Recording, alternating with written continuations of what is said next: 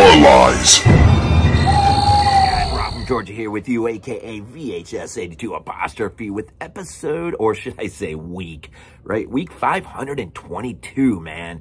Random week. It is a laid to rest type of week from 09. Robert Hall, who unfortunately passed on way too freaking early. I do believe he was in his 40s. He had gotten a sequel to Laid to Rest out, had initial thoughts and ideas, concepts for the third piece, and then he just left us, just like that.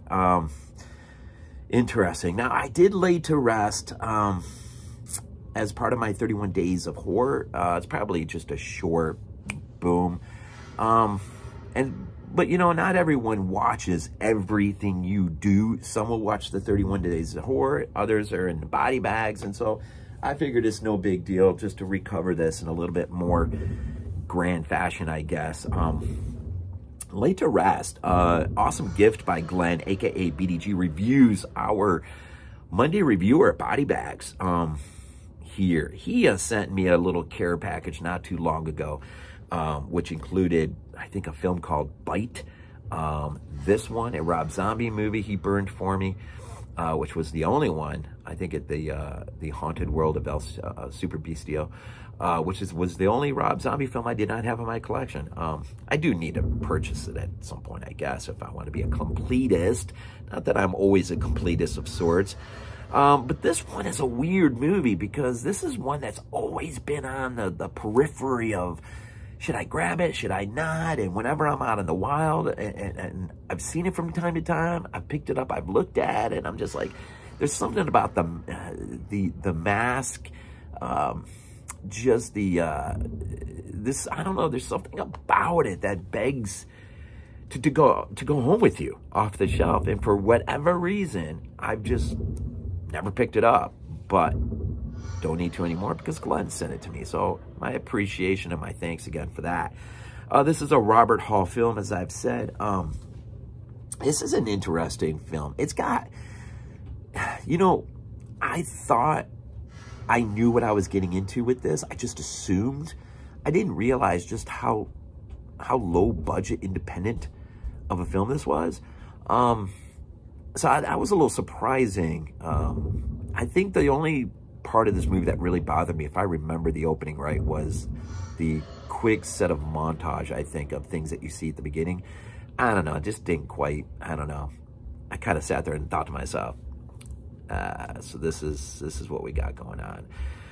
But ultimately, as the movie moved in, I would say about a quarter of the way in, or at some point in, you know, that needle, just like on a piece of vinyl, just finds that groove, and I was in. It's not a perfect film. It's a very flawed film. The writing, conceptually, the writing, it just doesn't make sense sometimes. But the effects, man, the effects are pretty wild. A little over top at times, but pretty wild. The character of Chromeskull is, I think, best works when it's done subtly and not in its over-the-moment top. Although I'll say the third act that takes place in a convenience store, by that point, things are rolling in such a way, it is a great end to this film. So whatever, call them holes in the plot or whatever, whatever questions arise very quick, like throughout the beginning of the film, moving on into kind of the middle piece of the film. By the time you get to the final act, it's a no hold barred, whatever that phrase is. You know what I'm talking about. It's a riot, man. It is an absolute riot. It is an interesting character, for sure. One of the interesting things about Robert Hall is, yeah, it was 2021 he died. He was the visual effects guy for, remember that werewolf movie, W-E-R? He was an actor in Quarantine. I've never seen it. I'm a Rec fan through and through, so I've never really watched the Quarantine films, which is just the Americanized remakes of that. But where he really made his name was in makeup effects. He has been part of everything with, you know, since Wishmaster, X-Files, Ghost of Mars, Prom Night '08, the Crazies from 2010, Halloween 18. I didn't realize that. And what was the last thing I wrote here? Oh, special effects for Stan Winston's studio on The Relic. Isn't that interesting? So this guy really made his name in special effects makeup, and it's really too bad he left us as early as he did. I'm curious what the third piece to this would have looked like. Now, I have not seen the second part, but I have read up on it enough and actually listened to part of a podcast on it, and so I kind of get the gist of where things move. If you've never seen Laid to Rest, it's an interesting story. It's not really a whole lot to it other than you have to get this killer who you don't really learn much about. It's alluded to that perhaps he's a doctor, perhaps maybe from the Miami area, but there is a small town, I'm pretty sure it's in Georgia, where he has made connections mostly with the mortician, what's his name? Richard Lynch's character. I want to say Robert Lynch. Richard Lynch, who plays the mortician of the town. Nick Principe, of course, is Chromeskull. The main core characters revolves around, of course, this girl who wakes up in a coffin in the mortuary, or it may just be the church. She has no memory. She doesn't know how she got there. We find out later on in the film, which is a little bit of an anticlimactic moment of who she really is. She has no memory of who she is. She has no idea where she's from, who she is. She just knows she wakes up in this coffin, and from that point, the game is on. Now, the guy, Chromeskull, has this town where it seemingly everything is set in such a way that it's a game to him. The whole thing is just a game to him. But you always feel like there is this overarching conspiracy of sorts driving a much larger picture of what's going on, but it never gets into it. And so it sort of leaves it as a mystery of sorts. It's interesting, like the connections between him and the mortician guy, Richard Lynch. You know, what is the setup here in this town? How is he basically he has this town to play with? It maybe not like be a whole town, so to speak, but at least this one long stretch of road kind of thing. But he has this place where basically he can abduct people from other places and then just take them to this place and then have his way. And one of the things that makes him interesting, besides his chrome mask, is the video recording unit up on his shoulder, in which, in case he films everything, to what end you're not really privy to. What he ultimately does with this film is for his own personal use, or what, you never really learn. There is a lot of mystery to this guy, and an interesting, just the idea of, is this guy supernatural at all? Is he just a person? Things will happen to him that suggest maybe there's a bit of supernatural at work, but maybe not. I don't know. It's weird. It's interesting.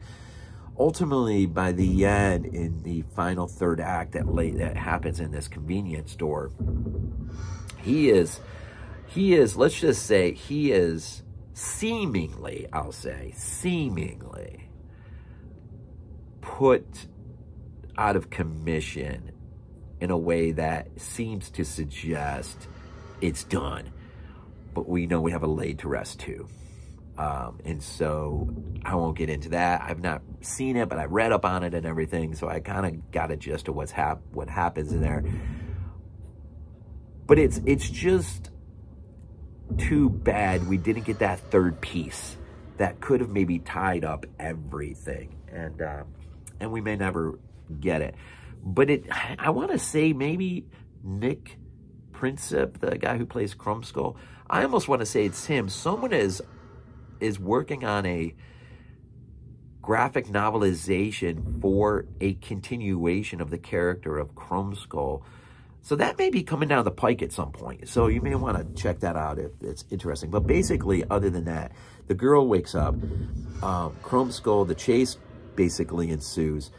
And she will end up at this house in which she will meet our main protagonist. I guess he's really our main protagonist, Tucker, because he's the guy that really goes out of his way to help her. And maybe it's even before she gets it. He takes her back to his house. And ultimately, his wife is killed extremely graphically. And so much of the story revolves in Tucker and her. And then ultimately another guy, Steven, I think was his name, if I remember right, who they try to enlist help from.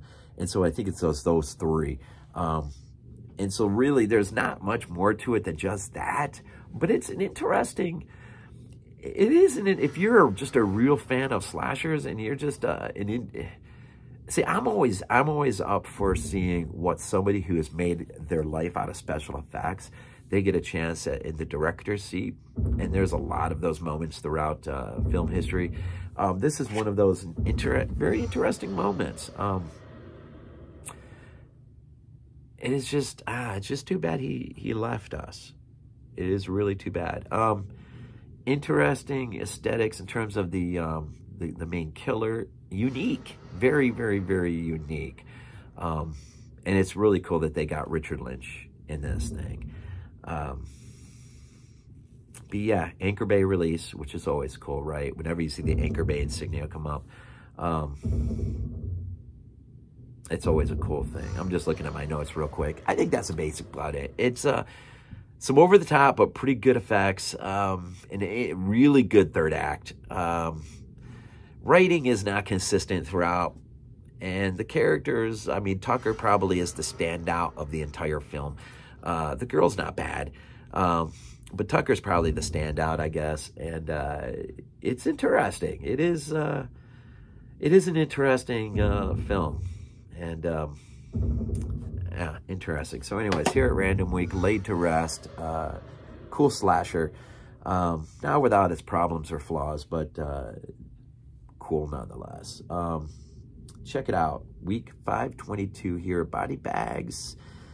I do believe we're headed towards the end of October, which means Halloween week, Halloween-themed films all week, so be on the lookout for that. If my film comes in on time on Tuesday, like it's supposed to, I'll be looking at something, a special film that I pre-ordered months ago, specifically for the week of Halloween.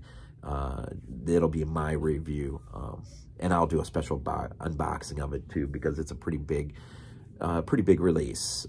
Pre-ordered, I think, 3 months ago or something. So, anyways, Halloween week is coming in BodyBags in terms of Halloween-themed, atmospheric-type films that you ought to watch on the week leading up to and on Halloween. As always, man, we always end these things off with Go Bills. This is not a dream. Not a dream. We might be useful to